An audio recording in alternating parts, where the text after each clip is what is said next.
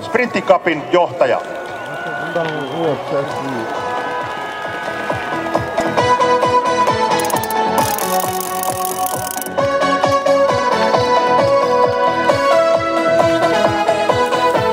Ja näin lähti Sprinttikapin johtaja ja hänen peränsä minuutin perästä lähtee muuten sitten keltainen liivi päällä.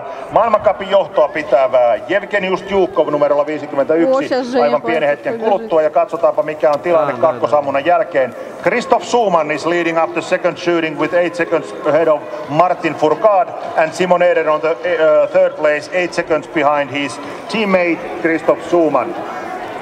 Martin Fourcade menee nyt kolmanneksi tuolla toisen ammunnan jälkeen, kun lähtövuorossa on muuten maailmancupin johtaja Jevgenius Tjukov tuolla lähtöportilla odottelee omaa lähtövuoroansa. Ladies and gentlemen, the current leader of the overall World Cup, Jevgenius Tjukov from Russia, is about to start his competition. Ja tässä lähtee omalle kilpailuosuudelleen maailmancupin johtaja.